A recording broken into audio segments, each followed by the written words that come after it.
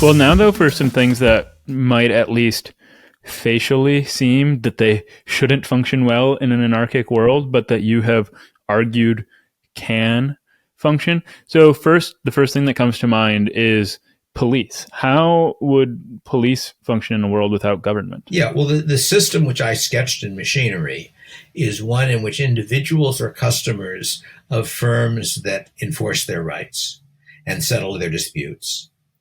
And every pair of such firms who have customers who might run into each other agree in advance on a private court, an arbitrator, whose verdicts they will accept. So you then have a network system in which if somebody robs me, I call my rights enforcement agency and they send a cop to try to catch him. And if they catch him and he denies having robbed me and he has a rights enforcement agency of his own, which is not the same as mine probably, then the two rights enforcement agencies have agreed in advance that they will accept the verdict of the court the private arbitrator, the court that they've agreed on in advance. And if he loses the case, his rights enforcement agency won't defend him. Mine will force him to pay me compensation or whatever the legal rule is. So it's a system in which the police are private. You do realize that England didn't have any police until about 1820. I did not.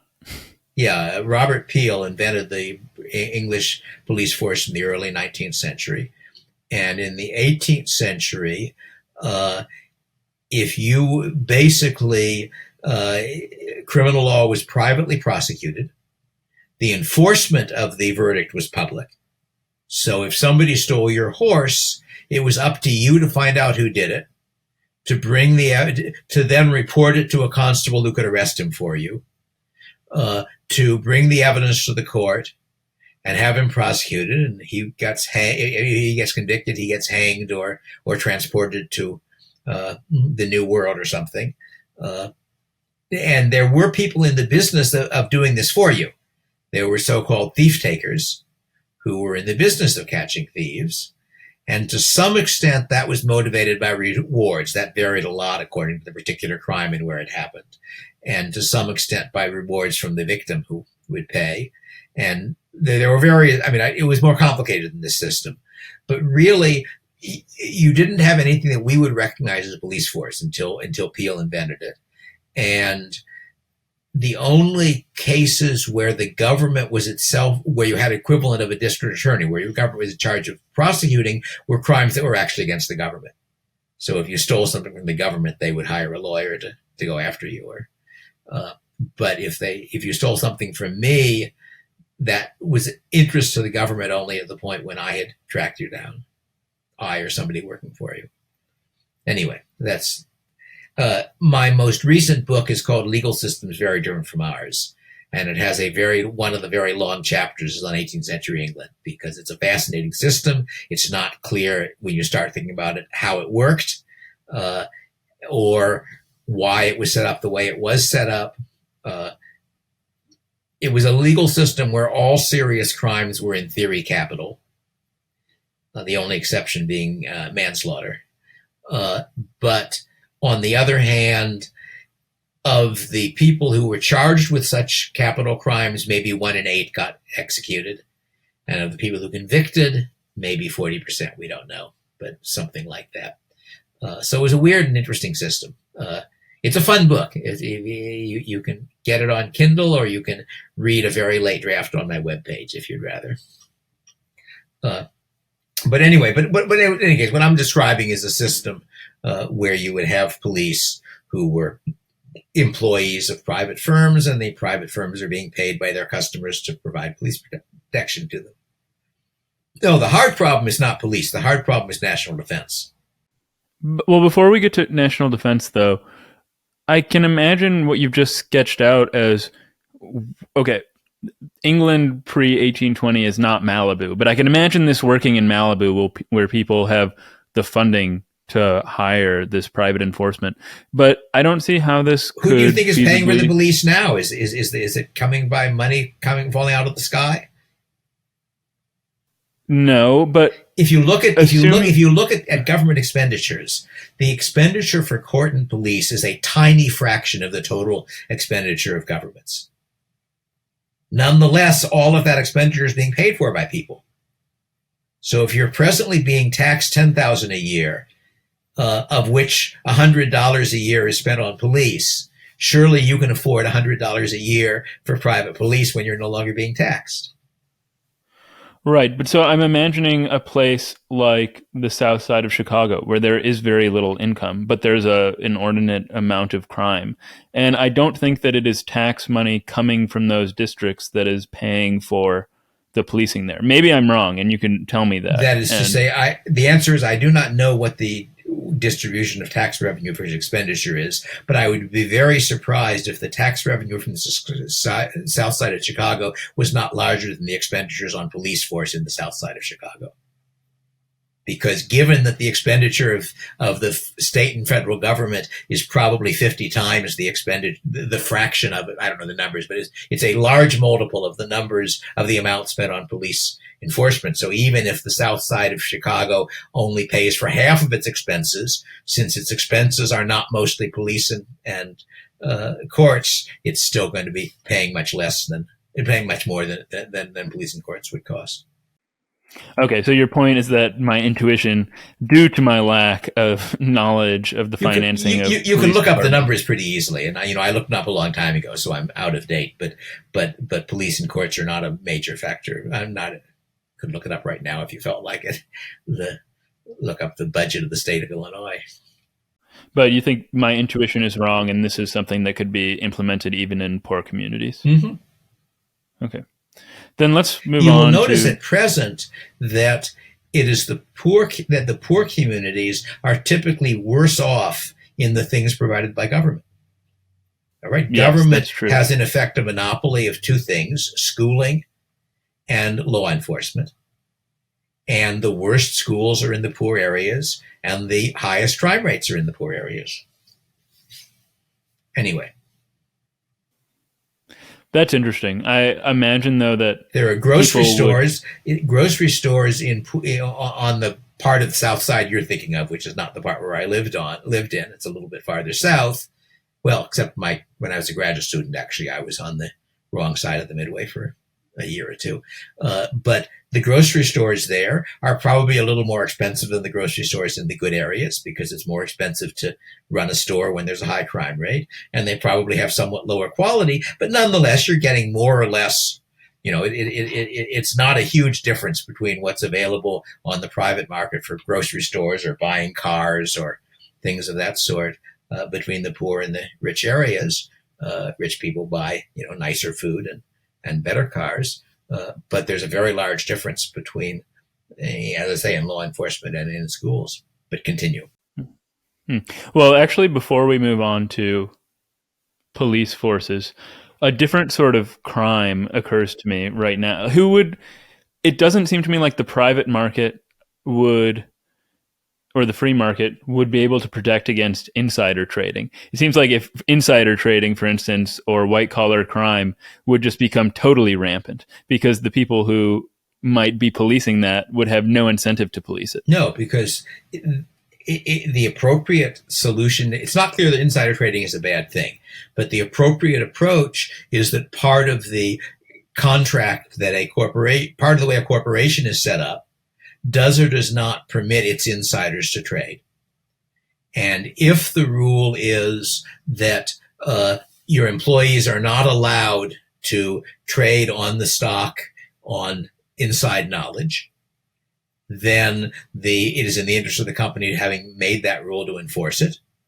They can enforce it either by firing people who do it, or if they want to go further, by having a contract with the employee where the employee agrees to forfeit $10,000 if he doesn't do that, and so forth and so on. There's no particular reason. Contract law is enforceable in an anarchist system. So what you won't be able to control probably is insider trading by people who have no connection to the corporation.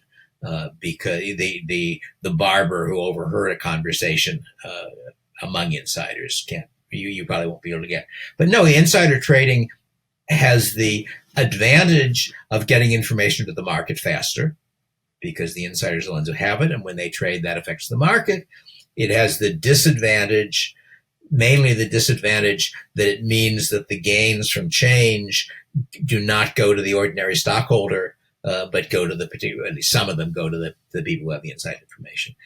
But yeah, no, I also, my guess is you won't be able to enforce laws against drug use and prostitution, but then I don't think those laws should be enforced. So that's a plus, not a minus from my standpoint.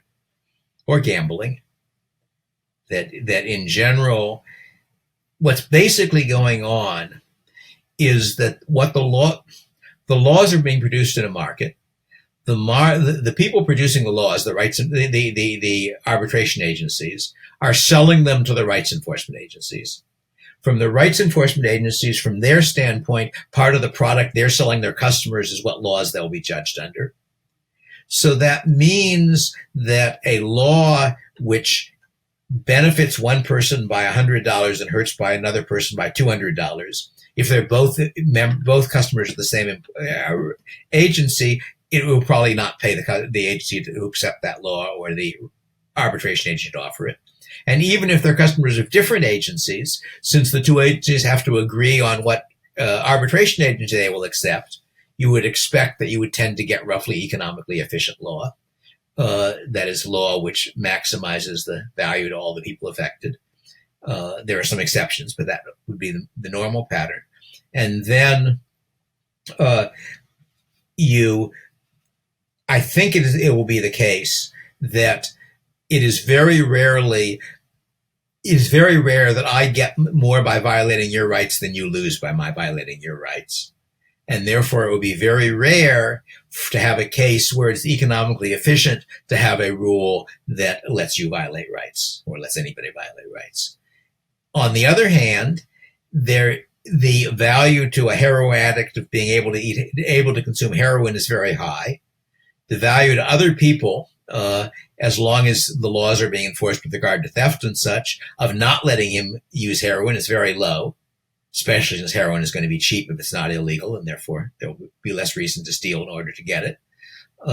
So I think there's going to be very little market pressure to ban victims' crimes, to ban, as I say, drug use, gambling, and prostitution would be probably the three big examples of victimist crime in our system. I've never heard anybody say that insider trading isn't a bad thing. And that's good because it's an interesting opinion to take. Are things like the Enron scandal also totally just unenforceable, undetectable? I don't know. I just don't know enough about the facts of those. That I do not know whether present government mechanisms for trying to get accurate information on companies do good or harm. I don't know. It's not a subject I know very much about. And I notice that this isn't the sort of thing that's inherently hard for markets to solve, in the sense that in order for me to get you to invest in my company, I've got to persuade you that it's worth doing. So any terms about public information on the company that investors really care about, it's going to be in my interest to agree to and let you enforce in order to get your investment. That doesn't mean I can't fool you, obviously, there are various ways in which people can con other people, but you don't have an equivalent. In the case of air pollution, I don't need your consent in order to pollute your air. But I do need your consent in order to swindle you via bad investment. That makes it a problem that it is much easier to deal with by voluntary mechanisms. Now, we could talk about the military, but I think that just given the time we have left, we might shift gear to some. I have two chapters, one in the first edition, one in the third edition, sketching ways you might be able to fund the military. But I think that's the hardest problem, because it's the public good. Because if I spend money on protecting the country from being invaded by whoever might invade us, Russia, I suppose, that the benefit gets shared by everybody else in the country. But we don't have to discuss that. As I say, people can look at the chapters. The third edition of Machinery is webbed on my webpage, so people can read it for free if they want. Okay, great. And I will, of course, be mentioning all of that in the introduction. But the question that I had is, Do we have any good indications from history that this sort of comprehensive anarcho-capitalist system would be successful? We don't have anything that is equivalent to what it would be in a modern developed society. We have multiple examples of societies in which law enforcement was in effect private. And I have a chapter in the Legal System's Very Different book on what I call feud law.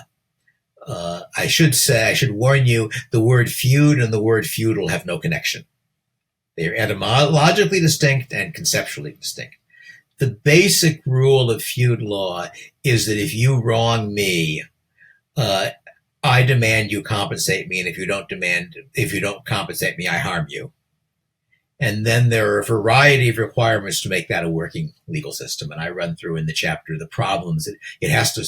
First problem it has to solve is some reason why it works when you've really wronged me and doesn't work when I only pretend you wronged me, so that it's actual law enforcement rather than extortion. The second problem is some way of committing me so that when you say, if you harm me, I'll harm you back, I still go ahead and do it. And the third way is some way of protecting people who don't have the assets to do force themselves. And I discuss in the chapter the ways in which various real societies over the last 1,000 years or so have solved those problems. Imperfectly, of course, all human societies are imperfect.